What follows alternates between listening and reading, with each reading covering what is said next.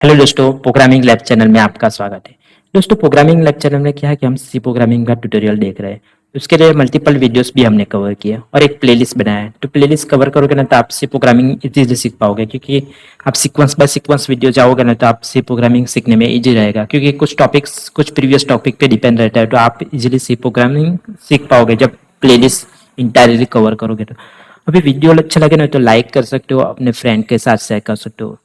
तो चलिए दोस्तों, आज का वीडियो स्टार्ट करते हैं। तो आज के वीडियो में क्या है कि हम मेलोक के बारे में देखने वाले हैं। मेलोक का क्या यूज़ है, हम इसको कैसे यूज़ कर सकते हैं, उसके बारे में कवर करेंगे। तो अभी हमारे मेलोक का मेन बेसिक यूज़ क्या है कि आपको जब भी डायनेमिक मेमोरी एलोकेट करना है तो आप मेलोक को यूज़ कर सकते हो। सपोज आपके पास एक अरे क्रिएट किया, तो अरे का क्या है, आपने जैसे हमने देखा था ना अरे वाले एग्जांपल में, तो आप एक कंटिन्यूअस मेमोरी एलोकेट कर सकते हो। मेमोरी 1000 मेमोरी लोकेशन से स्टार्ट हुआ था, 1000 1 2 3 4 कंटिन्यूअस मेमोरी एलोकेशन कर सकते हो अरे में। कंटिन्यूस मेमोरी एलोकेट होता है अरे को। तो यहाँ पे मैंने एक अरे बनाया है। ये जो अरे बनाया है ना, स्टैटिक मेमोरी एलोकेट किया है, डायनेमिकली मेमोरी एलोकेट नहीं किया है। जो हम मेलोक से कैसे इसको मेमोरी एलोकेट करते हैं वैसे भी वो भी देखते हैं। तो ये मैंने एक स्टैटिक अरे बनाया है। तो यहाँ पे जो मैंने 10 साइज का अरे बनाया है, तो उसमें मैंने 0 से 9 वैल्यू स्टोर किया है। तो उसका जो है ना वो ये 0 से 9 वो एड्रेस पे मीन्स ये जो एड्रेस पे वो 0 से 9 वैल्यू स्टोर हो जाए, क्योंकि मेरा इंटीजर अरे है। तो एक इंटीजर को स्टोर करने के लिए मुझे 4 बाइट की जरूरत पड़ती है। तो 0 से 1000 से 1003 फर्स्ट बाइट स्टोर होगा, बाद में फर्स्ट एलिमेंट स्टोर होगा, बाद में 1004 से 1007 सेकंड एलिमेंट स्टोर होगा, ऐसे ऐसे करके वो 9 एलिमेंट स्टोर होगा। तो यहाँ पे मेरा 9 एलिमेंट स्टोर होगा और मैंने ये स्टेटिकली एरे बनाया है। बट अभी इसमें इश्यू ये होगा कि सपोज आपको ये जो है ना, इसमें से सपोज आपने 10 साइज का एरे तो बनाया, बट आपको बाद में पता चला कि मुझे 10 एलिमेंट तो स्टोर नहीं करना है, मुझे खाली 2 ही एलिमेंट स्टोर करना है सपोज। तो ये जो आपका अननेसेसरी एरे स्पेस है ना वो वेस्टेज होगा और इसका कुछ यूज नहीं होगा, और अरे ओनली कंज्यूम करता रहेगा और दूसरे प्रोग्राम में भी वो काम नहीं आएगा, क्योंकि आपने 10 का साइज का अरे डिक्लेयर किया बट आपने उसमें 2 ही वैल्यू स्टोर किया। सपोज आपने 10 का यहाँ पे साइज का अरे डिक्लेयर किया और यहाँ पे दो ही वैल्यू स्टोर किया, तो अननेसेसरी आपका दूसरा साइज वेस्टेज होगा, क्योंकि आपने 10 टू अलग एलोकेट कर दिया बट वैल्यू 2 ही स्टोर किया, तो अननेसेसरी दूसरी साइज वेस्टेज होगी। जो आपने स्पेस कंज्यूम करी ना वो वेस्टेज होगी। अभी दूसरा एग्जांपल वो होता है कि सपोज आपने 10 वैल्यूज का 10 साइज का अरे डिक्लेयर किया, उसमें 10 एलिमेंट तो स्टोर कर दिए, बट आपको बाद में पता चला कि मुझे और 3-4 एलिमेंट भी स्टोर करना है। तो आपका क्या है कि उसमें ऐड नहीं कर पाओगे, क्योंकि आपका जो है ना साइज तो 10 का ही 10 ही एलिमेंट स्टोर कर पाओ। तो वो जो केसेस है ना ओवरकम करने के लिए क्या है कि हमारे पास मेलोक का यूज कर सकते हो।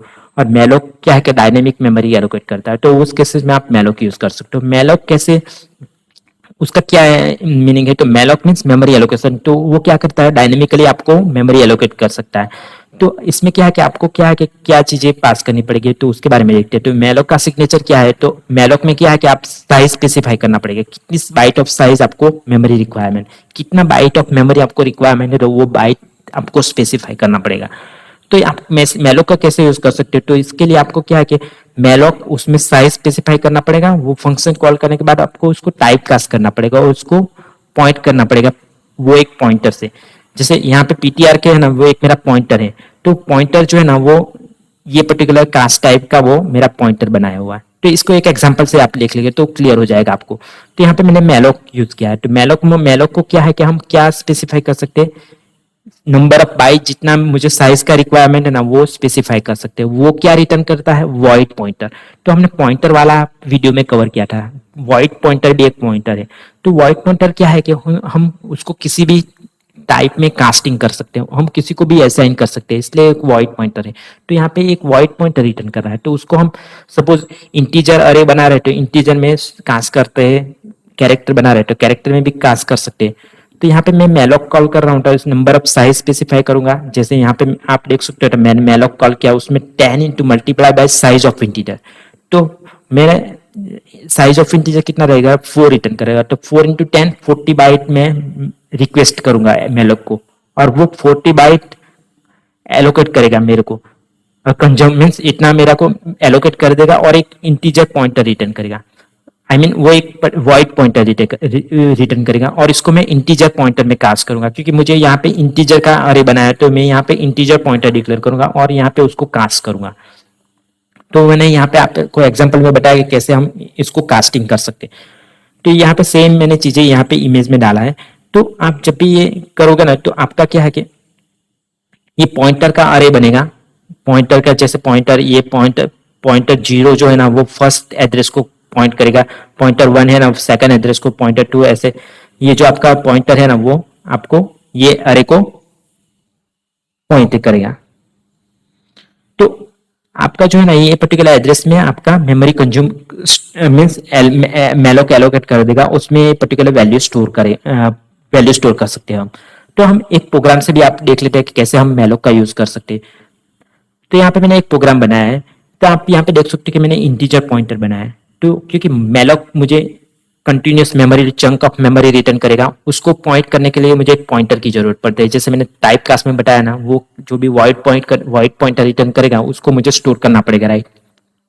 तो वो वॉइड पॉइंटर जो रिटर्न कर रहा है वो मैं इंटीजर्स पॉइंटर में स्टोर करूंगा, इसलिए मैंने यहाँ पे इंटीजर पॉइंटर बनाया। बाद में एन एन आई डी पहले किया, नंबर एलिमेंट जो मुझे नंबर ऑफ एलिमेंट जितना भी स्टोर करना है ना अरे में, उसके लिए मैंने एन यूज किया, और आई मैंने इटरेशन के लिए यूज किया। तो यहाँ पे मैंने स्कैन ऑफ यूजर से लेगा कितने नंबर ऑफ एलिमेंट का मुझे अरे क्रिएट करना है, तो यहाँ पे से, और इसको मैं प्रिंट कर रहा हूँ यहाँ पे। और इसके बाद मैंने मेलोक को कॉल किया। तो जितना भी नंबर ऑफ एलिमेंट का मुझे स्टोर करना है ना उसका multiply by size of integer. तो यहाँ पे मेरा इंटीजर पॉइंटर है, तो मैं एक इंटीजर अरे का जितना साइज मैं यहाँ पे अलोकेट करूंगा, और उसको मैं जो भी पॉइंट करूंगा ना वो पॉइंटर भी इंटीजर का टाइप का यहाँ पे डिक्लेयर करूंगा। क्योंकि क्योंकि आप जो अरे इंटीजर अरे को पॉइंट कर रहे हैं ना, तो पॉइंटर भी आपका इंटीजर का होना चाहिए। तो आप करेक्टर अरे को पॉइंट कर रहे हैं, आपका पॉइंटर भी करेक्टर अरे होना चाहिए। इसके हिसाब से मैंने यहाँ पे इंटीजर पॉइंटर डिक्लेयर किया है, और आपका जो अरे बनाएगा ना जितने भी साइज का वो एलोकेट होगा ना मेमोरी, उसमें हम इंटीजर एलिमेंट स्टोर करेंगे ना, तो वो उसको पॉइंट करने के लिए इंटीजर का पॉइंटर बनाया है। और यहाँ पे हम वो साइज पॉइंटर रिटर्न करेगा, वॉइड पॉइंटर, उसको हमने यहाँ पे इसमें इंटीजर में कास्ट किया है। तो यहाँ पे number of element suppose user 10 inter करेगा, तो 10 into size of integer, integer का साइज 4 है तो 40 बाइट कंज्यूम वो एलोकेट कर गया मेमोरी, और इसको वॉइड पॉइंटर रिटर्न करेगा। वो पॉइंट जो भी मेमोरी एलोकेट करेगा ना उसको पॉइंट ये पॉइंटर पॉइंट करेगा। सपोज हमारा मेलोक एलोकेशन में कुछ फेलर होगा तो यहाँ पे पीटीआर नल आएगा, तो यहाँ पे हम मैसेज प्रिंट करेगा और एग्जिट हो जाएगा प्रोग्राम से। और नहीं कुछ प्रॉब्लम नहीं है तो हम मेमोरी सक्सेसफुली एलोकेट हो गया वो मैसेज प्रिंट करेंगे। और इसके बाद हम लोग क्या है कि जितना भी नंबर ऑफ एलिमेंट हमको स्टोर करना है उस पर इटरेट करेंगे, और जो भी पॉइंटर ऑफ आई में वैल्यू आई स्टोर करेंगे। तो पॉइंटर ऑफ 0 में 0 स्टोर होगा, पॉइंटर ऑफ 1 में 1 स्टोर होगा, जैसे हमने यहाँ पे देखा ना। तो पीटीआर 0 में 0 स्टोर होगा, तो पीटीआर 0 इस एड्रेस को पॉइंट करेगा, वहां पे 0 स्टोर हो जाएगा। पीटीआर 1 में इस एड्रेस को पॉइंट करेगा, वहां पे 1 स्टोर होगा। और पीटीआर 2 इस एड्रेस को पॉइंट करेगा, वहां पे 2 स्टोर हो गया। ऐसे ऐसे करके हम सब 0 से 9 एलिमेंट स्टोर करेंगे। और इसके बाद हम क्या है कि वो फिर से प्रिंट करेंगे कि 0 to 9 हमने जो स्टोर किया ना वो एक्चुअली प्रॉपर्ली स्टोर हुआ है कि नहीं, वो प्रिंट करेगी। तो अभी इस प्रोग्राम को हम एक बार कंपाइल एंड रन करके देख लेते हैं।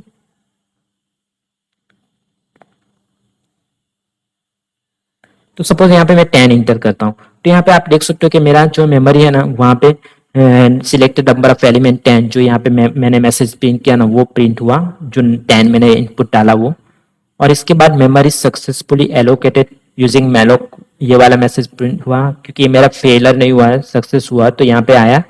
और इसके बाद मैंने यहाँ पे 0 से 10 तक मैंने वो एलिमेंट स्टोर किया, 0 से 9 तक, क्योंकि आई लेस देन 10 है तो 0 से 9 तक जाएगा और इसको हम मेमोरी में स्टोर करेंगे। तो पॉइंटर जिसको भी पॉइंट करेगा उसमें वो स्टोर करता जाएगा। तो यहाँ पे जैसे हमने देखा ना पीटीआर 0 इसको पॉइंट करेगा 1000 को, तो 1000 लोकेशन पे 0 स्टोर हो जाएगा। पीटीआर 1 1004 को पॉइंट करेगा तो वहां पे 1 स्टोर हो जाएगा। ऐसे ऐसे करके पीटीआर 9 जो है ना मेरा 1036 लोकेशन को पॉइंट करेगा, वहां पे 9 स्टोर होगा।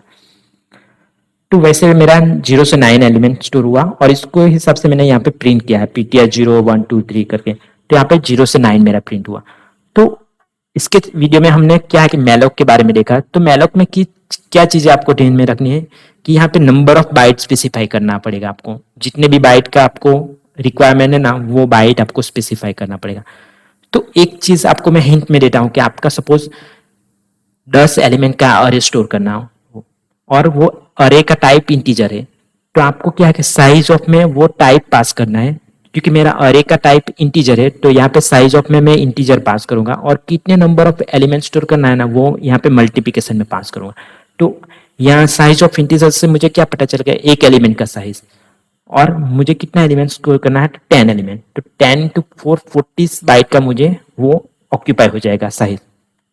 अभी सपोज यहाँ पे डबल का अरे रहेगा, तो यहाँ पे मैं साइज ऑफ डबल स्पेसिफाई करूंगा, और मेरा जितना भी नंबर ऑफ एलिमेंट अरे के अंदर स्टोर करना है ना, वो मैं यहाँ पे स्पेसिफाई करूंगा, तो उतने डबल ऑफ साइज मुझे एलोकेट हो जाएगा। क्योंकि डबल का साइज कितना है, 8 है मेरे प्रोसेसर के हिसाब से, तो 10 इंटू 8 80 बाइट एलोकेट हो जाएगा। तो यहाँ पे स्टेटिकल है, आपको साइज नहीं स्पेसिफाई करना है। सपोज आप एज्यूम कर लोगे तो यहाँ पे 40 पास किया और आप डबल का एरे बना रहे हो, तो आप 5 ही एलिमेंट स्टोर कर पाओगे, 10 एलिमेंट नहीं स्टोर कर पाओगे। तो आपका ये सिग्नेचर स्टैंडर्ड रहेगा। तो यहाँ पे जो भी अरे है ना, उसका टाइप स्पेसिफाई करना है। सपोज इंटीजर अरे है ना, तो यहाँ पे इंटीजर स्पेसिफाई करना है।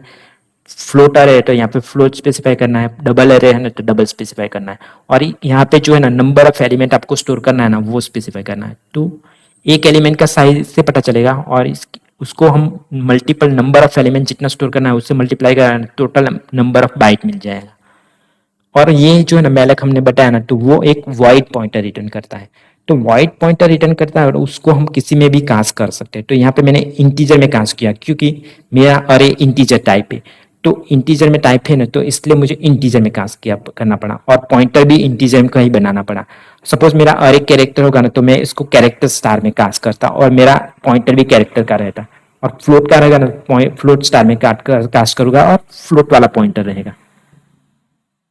तो वही हमने देखा कि मैलॉक का कैसे हमने यूज कर सकते हैं। तो मैलॉक का मेन यही यूज कि आप डायनेमिक मेमोरी एलोकेट कर सकते हो। यूजर से इनपुट लेके इतने number of bite of memory allocate कर सकते हो, और इसको हम रीसाइज भी कर सकते हो। वो कैसे कर सकते हो, हम अपकमिंग वीडियो में देखते हैं। रीलॉक वाला जो हमारा सेशन रहेगा ना, उसमें हम कवर करेंगे कैसे हम उसको रिसाइज भी कर सकते हैं। जो बाद में आपको वो रिसाइज करना पड़ा, तो कैसे हम रिसाइज कर सकते हो वो भी देखते हैं।